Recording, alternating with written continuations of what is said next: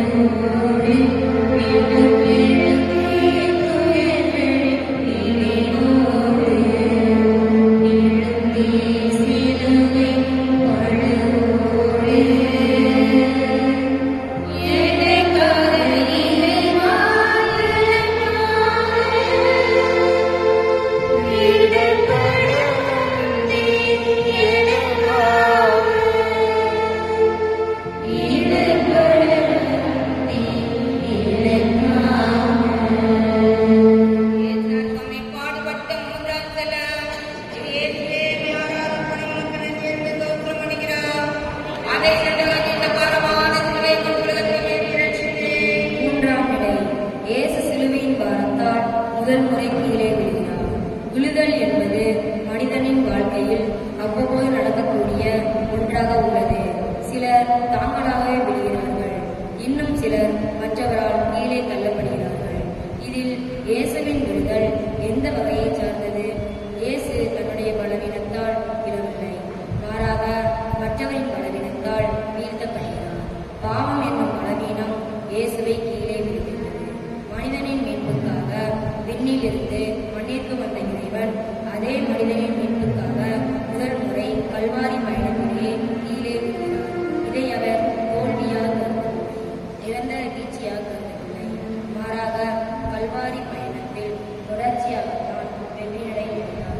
உடலில் பலம் இருந்தாலும் உள்ளத்தில் திடம் கொண்டு வாழ்வில் பலம் இழந்ததற்காக வீழ்ந்து இருக்கிறார். இயேசுவின் 3 வருட பணி வாழ்விலே பலர் அவரை வீழ்த்த நின்றார்கள். பரிசேயர்கள், சதுசேயர்கள், மூப்பர்கள் மற்றும் மறைநூல் அறிஞர்கள் தாங்கள் வீழ்ந்து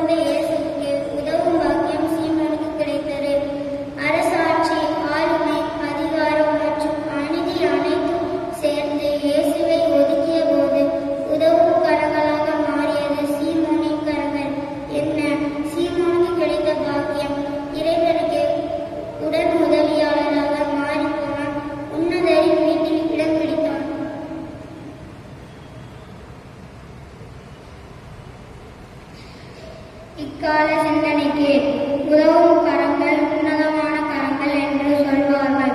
உலக வாழ்விலே பலமுறை எனக்கு மற்றவருக்கு உதவ இறைவன் வாய்ப்பளித்துள்ளார். ஆனால் சுயநல போக்கினால் என் கடமையிலிருந்து தவறிப்போய் அடுத்தவருக்கு உதவாமல் இருந்துள்ளேன். என் பணமும் வசதியும் வாழ்வும் இறைவன் எனக்கு கொடுத்த வரம். இவ்வரத்தை நான் இல்லாதவரோடு பகிராவிட்டால் நான் ஈரமில்லா மனிதனாகிறேன்.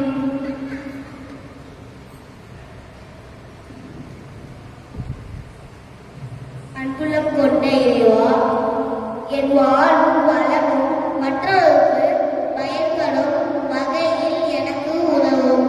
உள்ளத்தை தாரும் சீரின் ஊரானாய சீமோனை போல பிரச்சனை மத்தியிலும் அயலாருக்கு உதவும் உள்ளத்தை எனக்கு தாரும். ஆமென். எங்கள் பேரில் தயவாயிரு சுவாமி, எங்கள் பேரில் தயவாயிரு.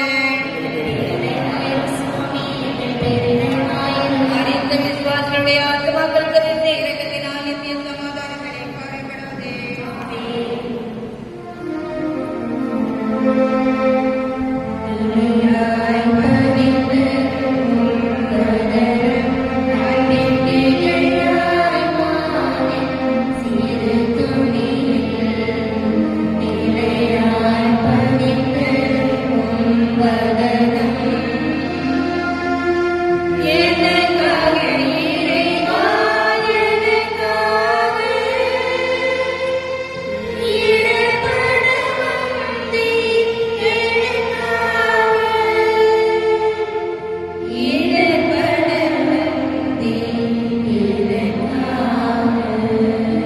இயேசுநாத சுவாமி பாடுபட்ட ஆறாம் தலம்.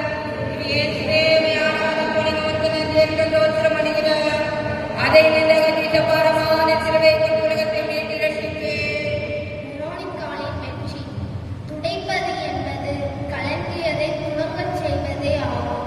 இரத்தத்தினால் கலங்கி போன இயேசுவின் முகம் துடைக்கப்படுகின்றது. யூத மக்களிடையே பெண்கள் காட்சி பொருட்களாகவே பார்க்கப்பட்டார்கள். ஆண்களுக்கு அதிகாரம் ஆட்சி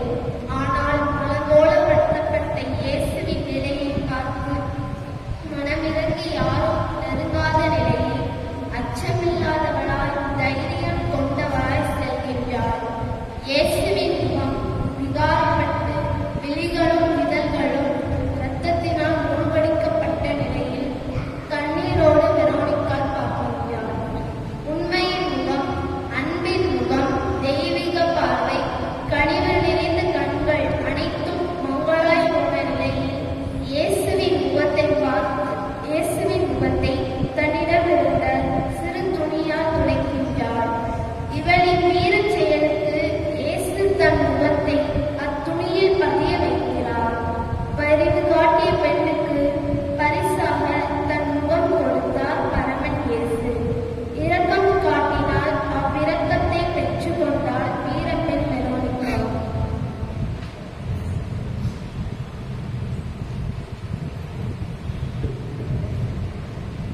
இக்கால சிந்தனைக்கு துன்பத்தில் வாடுவரை பார்த்து அவர்கள் துயர் துடைக்க முன்வரும்போது நானும் வெரோனிகாவை போல பரிவுள்ளவராக மாறுகிறேன். மற்றவரின் குறை போக்கி வாழ்வில் கரையற்ற என் உள்ளம் முன் வருமா? மக்கள் கொடுப்பதை வைத்து வாழ்கிறேனா அல்லது மக்களுக்கு கொடுத்து வாழ்கிறேனா? நான் பெறப்போவது அழியும் ஆஸ்தியா அல்லது அழியா ஆண்டவரையா? ஜெபம். கருணை கடலே என் இறைவா, கருணையுள்ளம் கொண்டவராக என்னை மாற்றும். இரக்கம் கொண்டவராய் மற்றவருக்கு உதவும். துன்பத்தில் துணை நிற்கவும், அழுகையில் ஆறுதல் சொல்லவும், அன்பை பொழிந்து அழியா பரிசை பெற வரம் தாரும் இறைவா. ஆமென். எங்கள் மேல் தயவாயிரு சுவாமி, எங்கள் மேல் தயவாயிரு. அறிந்த விசுவாசிகளுடைய ஆத்மாக்கள் தெரிந்து இரக்கத்துக்கான எங்களின் சமாதானத்தை பாடுகிறது.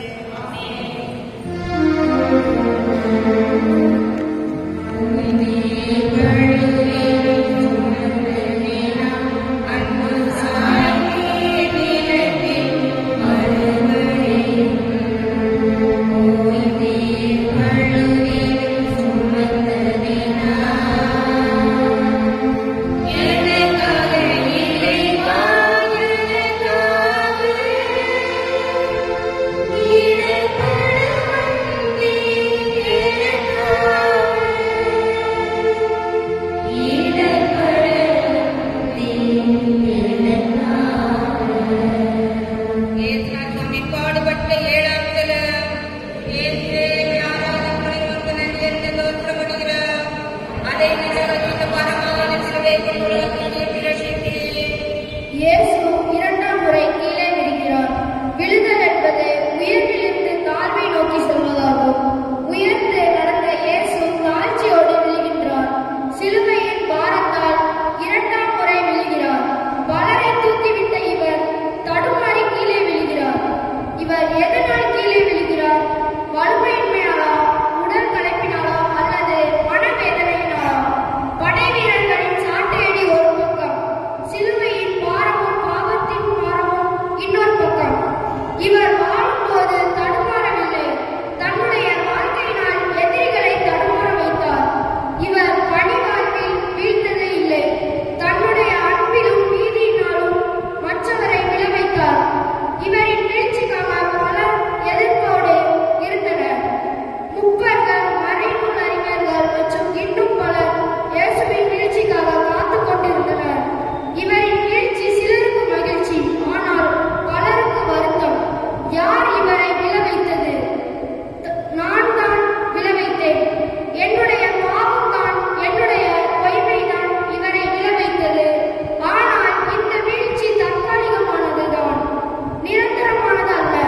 வீழ்ந்தவர் வீழ்ந்தே கிடக்கவில்லை, மறுபடியும் எழுகிறார். தன் இலக்கை அடைந்ததாக வேண்டும் என்ற எண்ணத்தோடு மீண்டும் விழுகின்றார். தன் வீழ்ச்சிக்கு காரணமான அனைவரையும் பார்த்து அவர் சொல்வது, என் வீழ்ச்சி சிலருக்கு மகிழ்ச்சி, ஆனால் என் வீழ்ச்சி பலருக்கு எழுச்சி. அதற்காக மறுபடியும் எழுவேன், வெற்றி நடை போடுவேன்.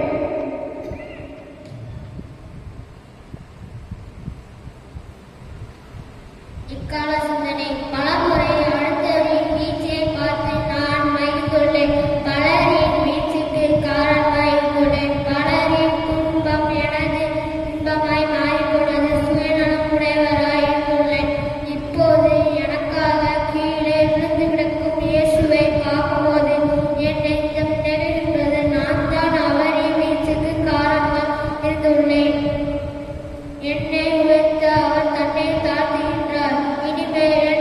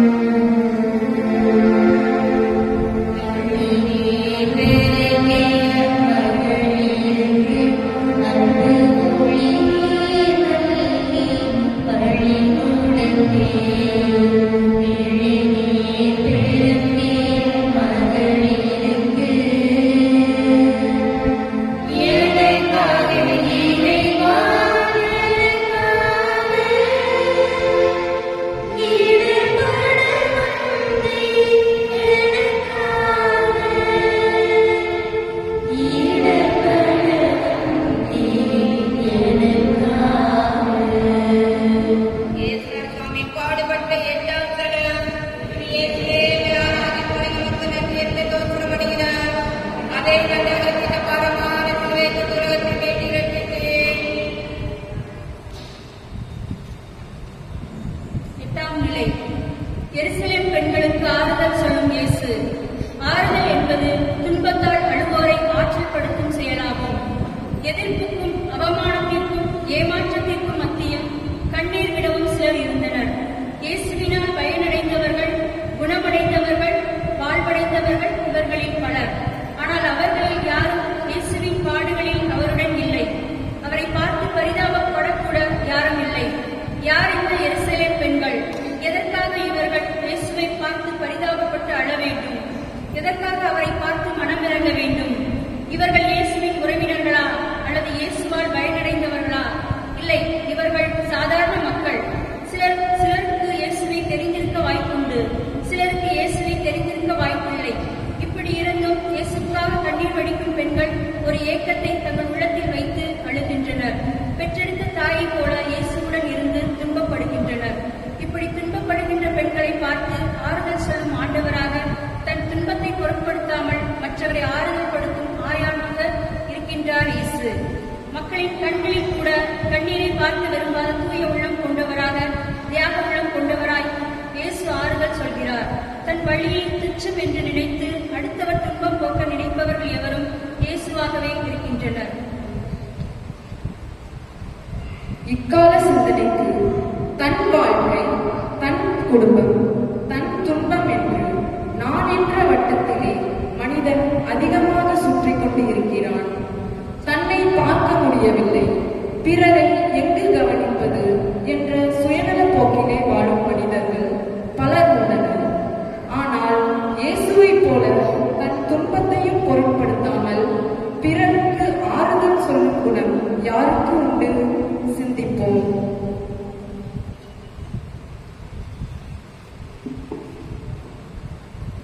ஜெபம். துயரம் துடைக்கும் இறைவா, எனக்கு வரும் மின்னல்களை துச்சமென்று கருதி அடுத்தவரின் துன்பத்தில் துணை நின்று உதவி செய்ய ஆரம்பித்தாரும். ஆமென். எங்கள் மேல் தயவாயிரு சுவாமி, எங்கள் மேல் தயவாயிரு. மரித்த விசுவாசருடைய ஆத்மாக்கள் சிறைத்த இரக்கத்தினால் நித்திய சமாதானத்திலே பாரக்கடவுளே.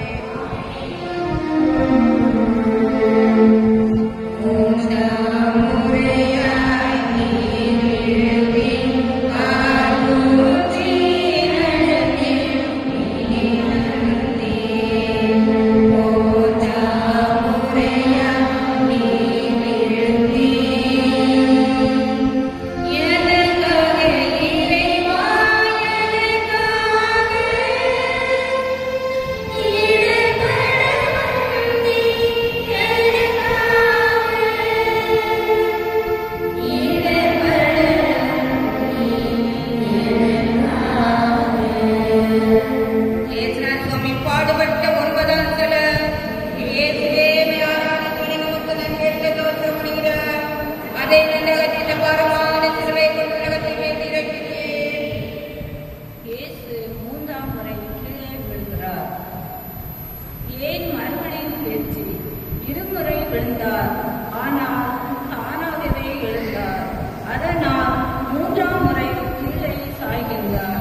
இவர் உடல் வலுவிழந்து விட்டது. குருதி உடலை நனைத்து விட்டது. கைகளிலே பிடிப்பில்லை, தோளிலே வலுவில்லை. ஆனால் திடமான நம்பிக்கை நிறைந்த மனம் இருக்கின்றது. பலர் நினைத்திருப்பார்கள், இவன் விழமாட்டான், இவன் அவ்வளவுதான், இவன் கதை இதோடு முடிந்து போயிற்று, இன்னும் பலர் இவன் பாவத்திற்கு இவன் பலனை அனுபவிக்கிறான் என்று நினைத்திருப்பார்கள். இயேசுடைய சகாப்தம் முடிந்தது என்று இன்னும் பலர் நினைத்திருக்கலாம். இனிமேல் நம்மை கேள்வி கேட்பதற்கு யாரும் இல்லை, நம் குற்றங்களை சுட்டி காட்டுவதற்கு யாரும் இல்லை என்று நினைத்திருக்கலாம். 3ஆம் முறை கீழே விழுந்தவுடன் எல்லாம் முடிந்தது என்று கனவு கொண்டை கட்டியிருப்பார்கள். முடிந்தது என்று நினைக்கும் போது விடிந்தது என்று விழித்தெழுவதுதான் உண்மையான புரட்சி. இப்படிப்பட்ட அன்பின் புரட்சியாளராக, கருணையும் கடலாக, மன்னிக்கும் மாபரனாக, உடன் பயணிக்கும் உன்னதராக நான் முழுவதற்கு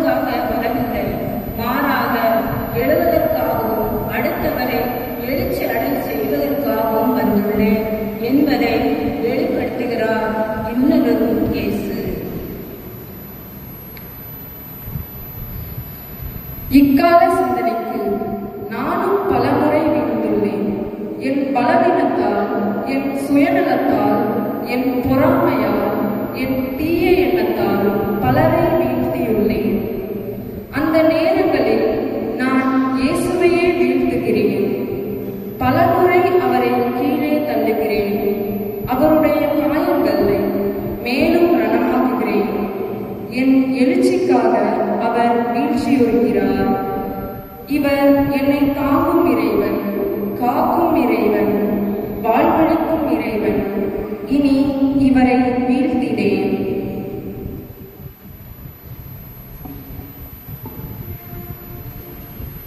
ஜெபம். துன்பப்படுவோரின் தேற்றவரே என் இறைவா, என்னை எழுச்சியட செய்பவரே, என் பாவத்தால் இனி உம்மை வீழ்த்த மாட்டேன், காயப்படுத்த மாட்டேன். உம்மால் புது வாழ்வு பெற்று வீழ்பவரையும் தாங்கி பிடிக்க உம்மிடம் கொண்டு வந்து சேர்க்க வரம் தாரும். ஆமென். எங்கள் மேல் தயவாயிரு சுவாமி, எங்கள் மேல் தயவாயிரு. அறிந்த விசுவாசிகளுடைய ஆத்துமாக்கள் திருத்த இரக்கத்தினால் நித்திய சமாதானத்திலே பாரப்படுவது.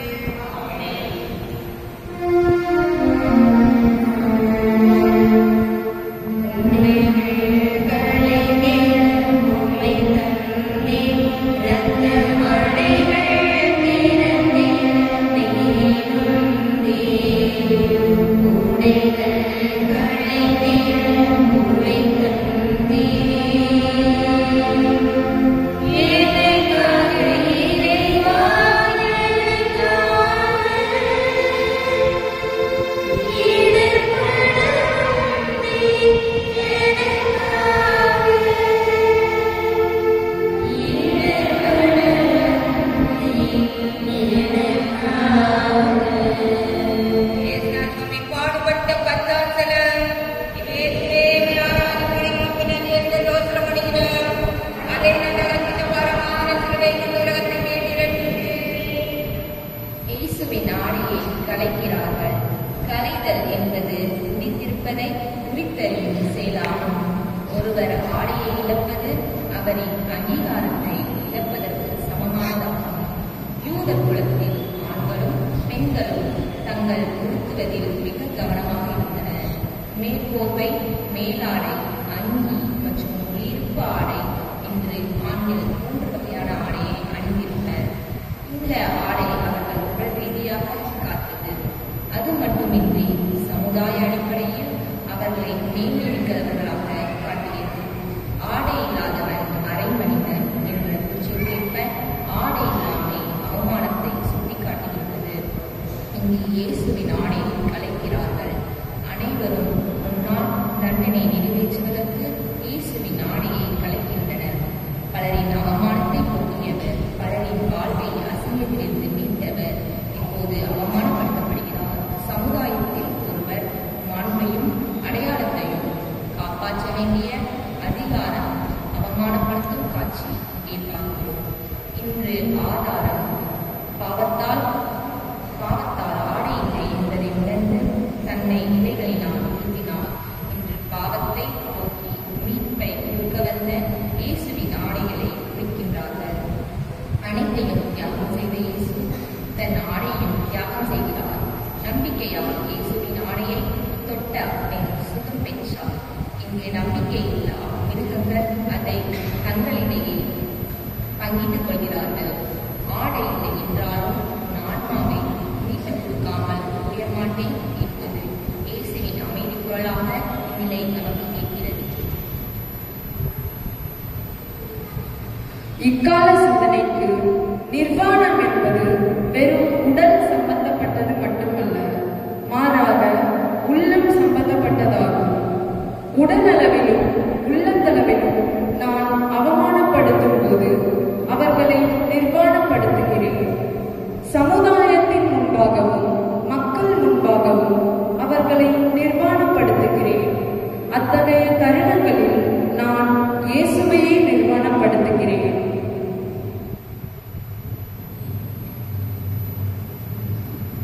ஜெபம்.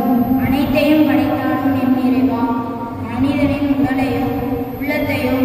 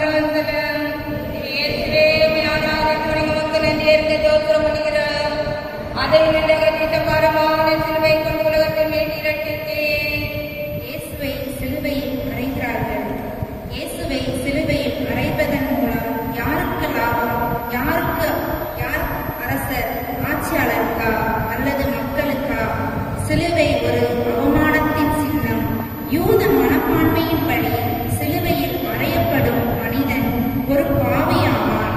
எனவே அவன் அவமானப்படுத்தும் வகையில் சிலுவையில் அறைவார்கள். இவர்தான் இயேசுவும். அவர்களை சிலுவையில் அறைந்தார்கள். இவர் பாவி அல்ல, பாவங்களை மன்னிக்க வந்தவர். இவர் உலகத்தின் அசிங்கம் அல்ல, மாறாக மக்களின் அடையாளம். ஒரு பாவியைப் போல, குற்றவாளியைப் போல, கொலைகாரனைப் போல, திருடனைப் போல இயேசுவை தீப்பிட்டு சிலுவையில் அறைகிறார்கள். இறைவன் நிழல்பட்டால் இன்னல் கூட இன்பமாக மாறும். அதுபோல இயேசு சிலுவையை தொட்டவுடனே அவமானத்தின் சின்னம் அன்பின் சின்னமாகவும், அமைதியின் சின்னமாகவும், பாவம் புண்ணியமாகவும் மாறியது. ஆணிகளால் இயேசுடைய கைகளையும் கால்களையும் அறைந்தார்கள். எலும்பும் சதையும் சிதைந்து போனது. இரத்தம் வெளியே தெரித்தது. நரம்புகள் உடைத்து நாடி புதைந்து போனது. இரும்பு ஆணிகளால் இருக்கின்றவரை இல்லாமல் செய்துவிடலாம் என்று நினைத்தார்கள். சிலுவையில் அறைந்தார்கள். அனைத்தையும் மறைத்துவிடலாம் என்று நினைத்தார்கள். ஆனால் மாபரன் இயேசு அச்சிலுவையே சிம்மாசனமாக மாற்றினார். பாடுகள் அனைத்தையும் பாவம் போக்கும் பலியாக மாற்றினார். வலிகள் அனைத்தையும் வசந்தமாக மாற்றினார். இச்சிலுவையின் கதை முடிவல்ல, மாறாக தொடர்ச்சியே. இக்கால சிந்தனைக்கு என் சொல்லாலும் செயலாலும் பலமுறை பலரை சிலுவையில் அறைந்துள்ளேன். பழி சுமத்தி பலரை பாவி என்று முத்திரையிடும் போதெல்லாம் நான் மற்றவரை சிலுவையில் அறைகிறேன். கணவன் மனைவியை சந்தேகப்படும் போது, மனைவி கணவனை மதிப்பில்லாமல் நடத்தும் போது, தப்பாக தீர்ப்பிடும் போது நான் அவர்களை சிலுவையில் அறைகின்றேன். இயேசுவையும் சிலுவையில் மறுபடியும் அறைகின்றேன். இறைவா, என்னை தூய்மைப்படுத்தி மன்னிப்பை தாரும். ஜெபம். மன்னிக்கும் மாபரனே இறைவா, என் பாவங்களால் இன்னமும் காயங்களுக்கு வலியுறுத்துகின்றேன். என் நற்செயல்களாலும் அன்பு நிறைந்த உள்ளத்தாலும் காயங்களுக்கு மருந்திட்டு குணப்படுத்த விளைகிறேன். அருள் தந்து அரவணைத்தருளும். ஆமென். எங்கள் பேரில் தயவாயிரு சுவாமி, எங்கள் பேரில் தயவாயிரு. இந்த விசுவாசனுடைய ஆத்மாக்கள் திறந்த இரக்கத்தினால் நித்திய சமாதானம் பெருகிப்பாரப்படுவதே.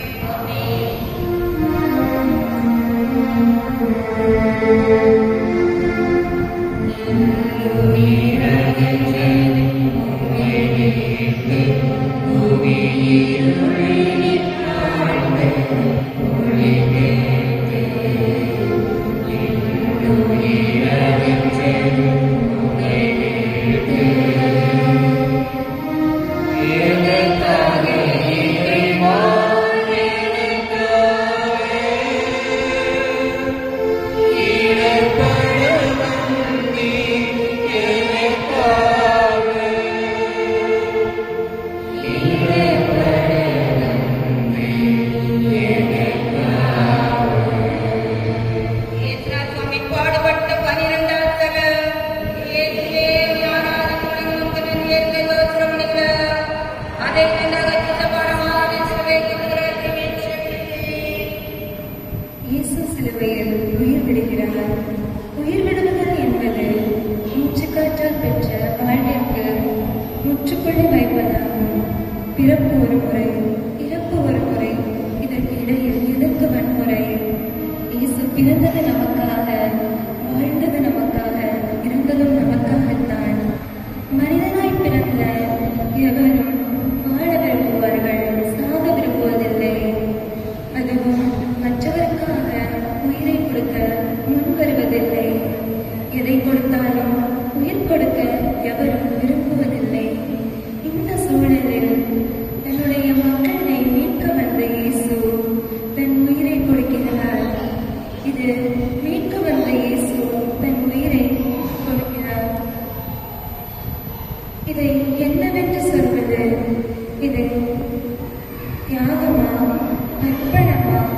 இழப்பா, சேவையா அல்லது மீட்புக்கான வழியா? பலரின் நலனுக்காக ஒருவர் உயிர் விடுவது நலம் என்று யூத தலைவர்கள் எண்ணினார்கள். அதனாலா என் இறைவன் உயிரை கொடுத்தார்? உண்மையில் இயேசு எதற்காக இறந்தார்? இயேசு ஒரு நல்ல ஆயனாக உயிர் கொடுத்தார், ஒரு நல்ல நண்பராக உயிர் கொடுத்தார். இயேசு ஒரு சகோதரனாக தன் உயிரை கொடுத்தார். அனைத்திற்கும் மேலாக இயேசு என்னை அன்பு செய்யும் அன்பகராக எனக்காக உயிரை கொடுத்து என்னை மீட்க வழிவகை செய்தார். முழு மனிதனாக அனைத்து பாடுகளையும் ஏற்றார். முள்முடி, ஆணிகள், ஈட்டி ஆகியவை அவரின் உடம்பில் முழுவதும் வந்தது. என் கண்முன்னே நீங்கா நினைவாக நிற்கின்றது. என் மீட்பின் தியாகம் ஈடிணையற்றது. என் சுயநலமும் என் பொறாமையும் என் தீய செயலும் என் கோபமும் என் ஆண்டவரின் உயிரை பறித்துவிட்டது. ஆண்டவரே, உன் உயிருக்கு ஈடாக நான் என்ன செய்வேன்? இக்கால சிந்தனைக்கு மனிதராய் பிறந்த எவரும் இறக்க விரும்பாதவர் தன் உயிர் மட்டும்தான். அந்த உயிரை காத்துக் கொள்வதற்காக பல முயற்சிகளை எடுக்கின்றோம். இப்படிப்பட்ட மக்களுக்கு நல்ல ஆயனாக தன் உயிரை கொடுத்த இயேசுவுக்கு நாம் செய்ய வேண்டிய சபதம், என் ஆண்டவரே, என் பாவத்தால் உம்மை மறுபடியும் சாவை சந்திக்க விடமாட்டேன் என்ற மனநிலையை ஏற்று வாழ அழைக்கப்படுகின்றோம்.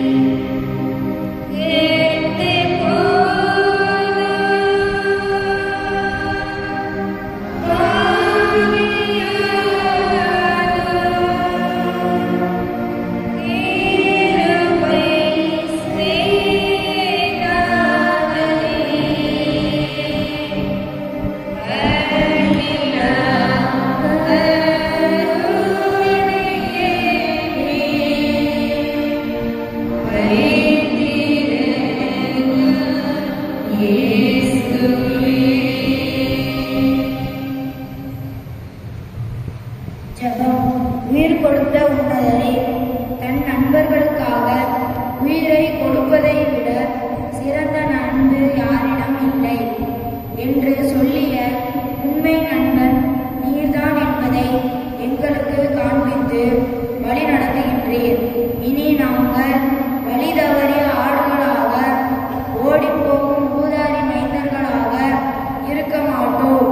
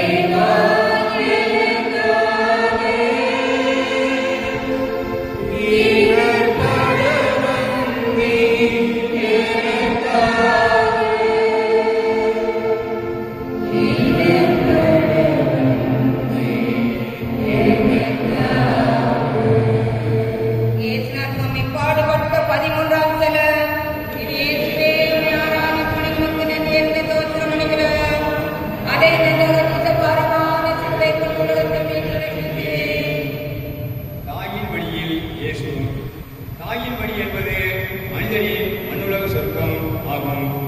ஒரு குழந்தையின் முதல் தொட்டில் தாயின் மடிதான். அம்மடியில் அழுவதும் சிரிப்பதும் விளையாடுவதும் பச்சிள குழந்தையின் இயல்பாக இருக்கின்றது.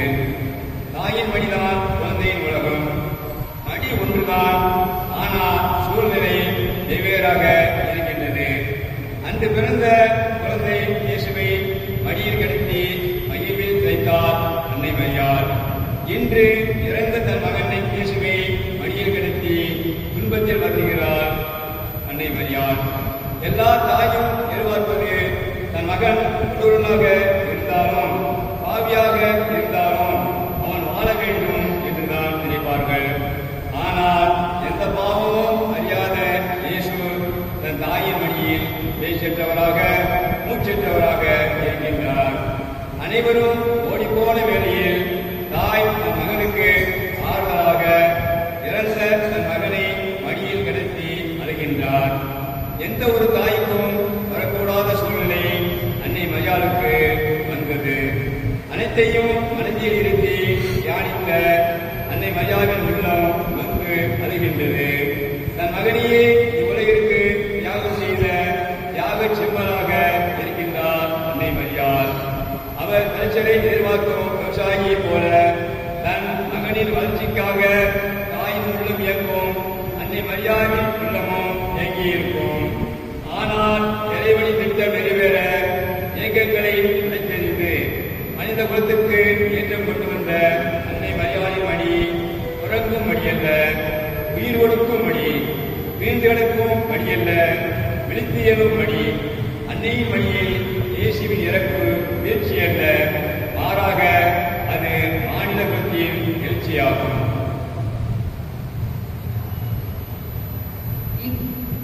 இக்கால சிந்தனைக்கு தாய் என்ற உறவு மட்டுமே கடைசி வரை குறையை நிறையாக்கி, வலியை வலிமையாக்கி, சுமையை சுகமாக்கி தரும் உன்னதமான உறவு.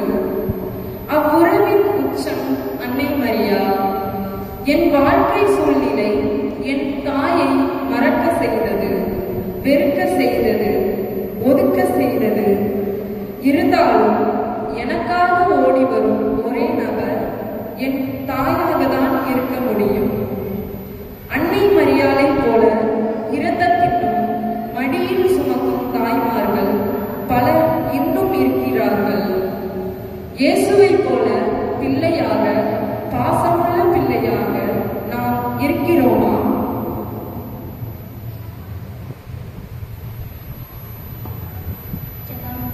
இயேசுவே என் இதயமகனே, நீ பிறக்கும்போது நாடியது தாய்மடியைத்தான், இறக்கும்போது தாய்மடியைத்தான் நாடினார். எமக்கு உம் அருள் தந்து எம் தாய்மார்களை மன்னித்து அன்பு காட்டி வாழ வரம் தாரும். ஆமென். எங்கள் மீது தயவாயிரும் சுவாமி, எங்கள் மீது தயவாயிரும். சுவாமி, இந்த விசுவாசனுடைய ஆத்துமாக்கள் தெரிந்த இரக்கத்தினால் நித்திய சமாதானத்தில் ஆரப்படுவது.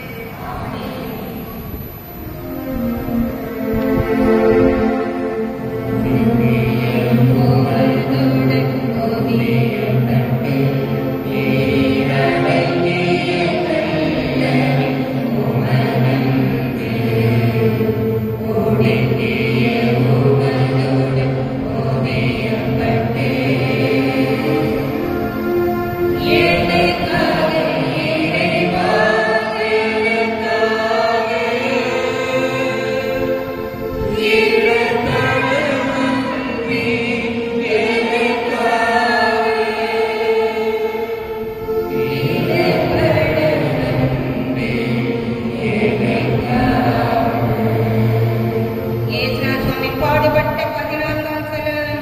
இது இயேசுவே ஞானவானின் வணங்கமுக்கு நன்றியறிந்த தோத்திரம் அணிகிறார். அதை நந்தகதித்த பாரமான சிலுவை கொண்டு உலகத்தை மேல் இரட்சித்தேன். இயேசுவின் உடல் அடக்கம். கல்லறை என்பது வாழ்ந்து முடிந்த பின் ஒவ்வொரு மனிதனுக்கும் ஒதுக்கப்பட்டிருக்கும் கல்லாலான அறை. உலகத்தில் இருக்கும் ஒவ்வொருவருக்கும் ஒரு இடம் உண்டு வாழ்கின்ற போது. ஆனால் இறந்த பின்பு அனைவருக்கும் ஒரே இடம்தான். மண்ணால் படைக்கப்பட்டவன் மண்ணுக்கே திரும்ப வேண்டும் இந்த நிலையில் இயேசுவின் உடலும் மண்ணில் வைக்கப்படுகின்றது. மண்ணிற்கும் மனிதனுக்கும் பிறப்பு முதல் இறப்பு வரை இணைபிரியா பந்தம் ஒன்று உண்டு. இந்த பந்தத்தை இறைமகன் இயேசுவும் தனது இறப்பின் மூலமாக சந்திக்கிறார். விதையானது புதைக்கப்பட்ட பின்பு மண்ணில் அடிந்து போவது இல்லை, துளிர்விட்டு எழுகிறது, மறுபடியும் வாழ்வு பெறுகிறது, மற்றவர்களுக்கும் வாழ்வு கொடுக்கின்றது. அதே போல இயேசுவின் வாழ்வு இக்கல்லறையோடு முடிந்துவிடவில்லை. மாறாக அடுத்த பரிமாணத்தை சந்திக்க தயாராகிவிட்டது. இயேசு புதைக்கப்படவில்லை, விதைக்கப்படுகின்றார். இந்த விதை 30, 60, 100 மடங்காக பலன் கொடுக்க தயாராகிவிட்டது. முடிந்தது என்று நினைக்கும் போது விடிந்தது என்று குரலெழுப்பும் ஆண்டவர் நமது ஆண்டவர். இந்த கல்லறை புதுவாழ்வுக்கு வழியாகும். முடிந்தது என்று நினைத்தவர்களின் எண்ணங்கள் தோற்கடிக்கப்பட்டன. உண்மையும் வாழ்வும் வழியும் கல்லறையில் துயில் கொள்கின்றது.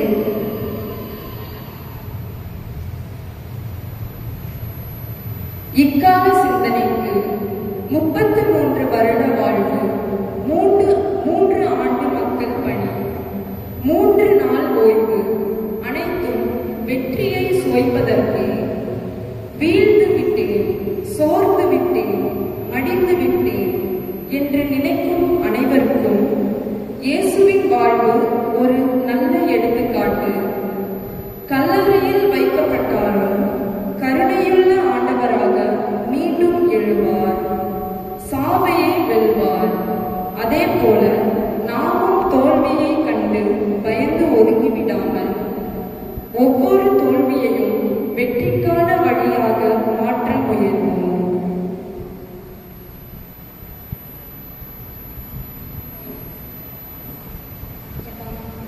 அன்பிலேவா, கருவறை முதல் கல்லறை வரை ஒரே இலக்கோடு வந்தவரே, வெற்றியும் சுவைத்தவரே, எம்மை உம் கரம் கொண்டு ஆசீர்வதித்து வழி நடத்தி உம்மை மன்றாடுகின்றோம். ஆமென். எங்கள் மேல் தயவாயிரும் சுவாமி, எங்கள் மேல் தயவாயிரும். வாய்ந்த விசுவாசனுடைய ஆத்மாக்கள் திறந்த இரக்கத்தினால் நித்திய சமாதானத்தில் ஏற்பாடுபடுவது. திவ்ய இயேசுவே, உம்மை ஆராதித்து வணங்கி உமக்கு நன்றியறிந்த ஸ்தோத்திரம் பண்ணுகின்றோம். திருத்தனை கட்டுதலுக்காகவும் பங்கு தந்தையை கட்டுதலுக்காக மூலமாக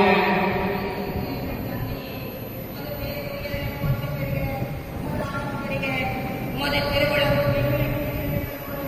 மண்ணுலகிலும்